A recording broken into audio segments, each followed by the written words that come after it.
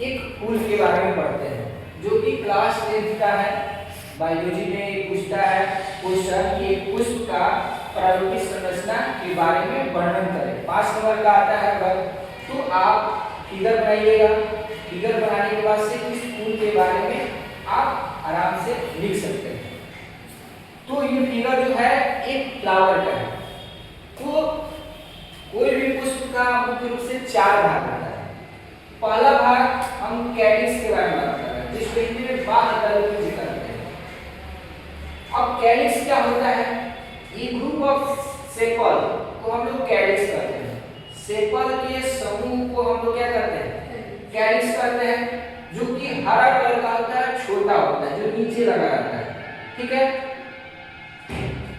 अब इसके नीचे जो ये डंठल होता है, ये डंठल, ये तो ऊपर पुष्पासन है, जिसमें पुष्प का आसन होता है, उसको हम पुष्पासन कहते हैं, इंग्लिश में थैलेमस कहते हैं। जैसे सेब होता है ना, तो सेब का यानी एप्पल का हम लोग थैलेमस ही खाते हैं। इसको हम लोग पेडिसेल कहते हैं, पेडिसेल, या इसको स्टॉक कहेंगे, यानी डंठल कहेंगे। क्या कहेंगे? डंठल। ठीक है। यहां से स्टार्ट कर रहे हैं। डंठल हो गया जो पकड़ने वाला है, डांटी, जिसको डांटी कहते हैं।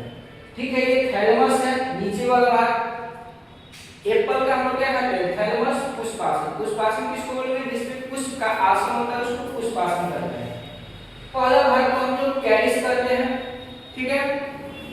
जो कि हरा कलर का है। एक को हम लोग सेपल कहेंगे। अब बहुत सारा जब रहेगा तो उसको हम लोग कैलिक्स कहते हैं। ठीक है।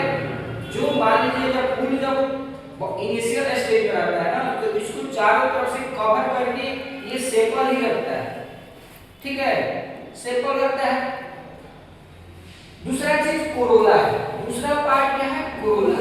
फ्लावर का सेकंड पार्ट कौन है? कोरोला, जिसको हिंदी में दलपुंज कहते हैं। और ये दलपुंज किसको बोलते हैं? तो पेटल के ग्रुप को पेटल। पेटल जो है कैसा होता है? लीफ लाइक स्ट्रक्चर होता है, पत्ता के जैसे। देख रहे हैं? ये पतंगा संरचना होता है। ये जो है डिफरेंट कलर का होता है, अलग अलग, जैसे फूल लाल हो, ठीक है, या गुलाबी हो, पीला हो, अलग अलग कलर का यही होता है। जो फूल का क्या होता है? अट्रैक्टिव पार्ट होता है, आकर्षक वाला भाग यही होता है, पेटल।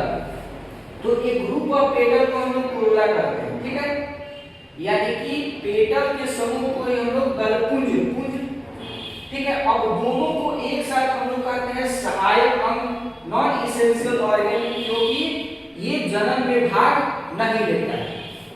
फूल चूंकि क्या है? किसी भी पौधा का बहुत ही आकर्षक भाग होता है। किसी भी पौधा का बहुत ही आकर्षक भाग होता है फूल। ठीक है। फूल का प्रयोग हम लोग खुशी में भी करते हैं, गम में भी करते हैं। कोई शहीद हो जाता है तो वहां पे फूल का प्रयोग होता है। भगवान जी को भी फूल का चढ़ाया जाता है। तो ये नॉन इसेंशियल है। क्यों? क्योंकि ये जन्म में भाग नहीं लेता है। जन्म में भाग कौन लेता है? ये आपका पिस्टिल। ठीक है। तो पिस्टिल को हिंदी में स्पिरिकेशन कहते हैं, या इसी को हम कार्पेल कहते हैं, जिसको जायान कहते हैं। तो जायान किसको बोलेंगे? स्टिग्मा, स्टाइल, ओवरी, तीनों पार्ट को हम लोग एक साथ पिस्टिल यानी स्पिरिकेशन करते हैं। ठीक है। अब आप ये देखिए, इसको हम लोग गाइनोसियम भी कहते हैं। क्या कहते हैं? गाइनोसियम। ठीक है। क्या बोलते हैं? गाइनोसियम। जो क्या होता है? फ्लावर का फीमेल पार्ट होता है। क्या होता है जी? Female part. मां का भाग कौन होता है? गाइनोसियम। ठीक है।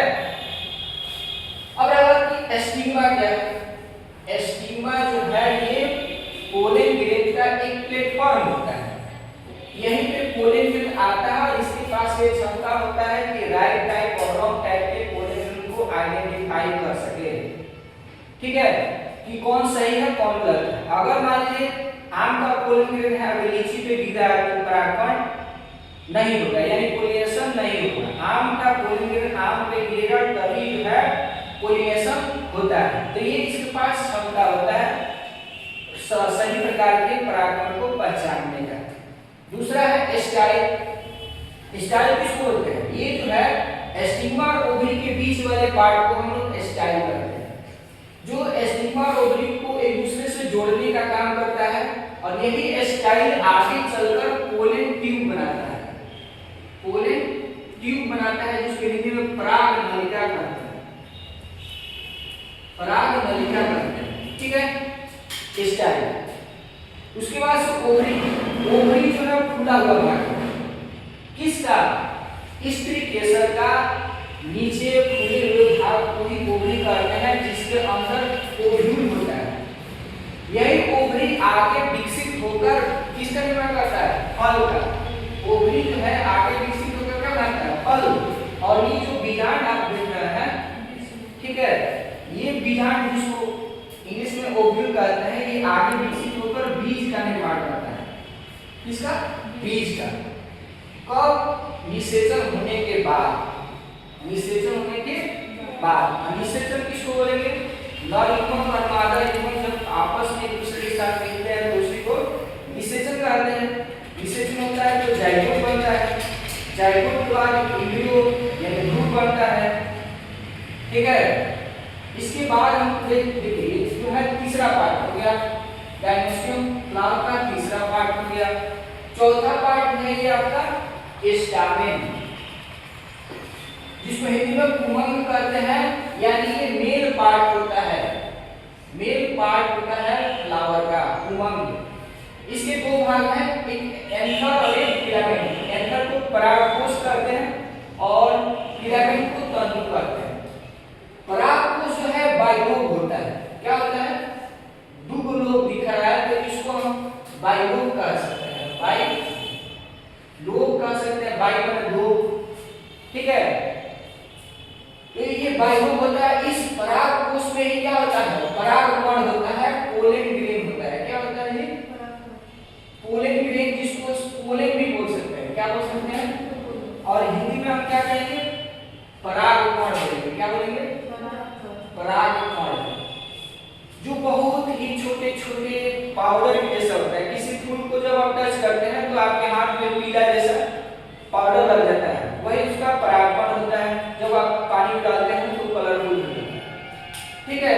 तो परागकण परागकोश के अंदर होता है। यही परागकण जो है इस पे आके गिरता है तो क्या होता है, पोलिनेशन होता है। क्या होता है,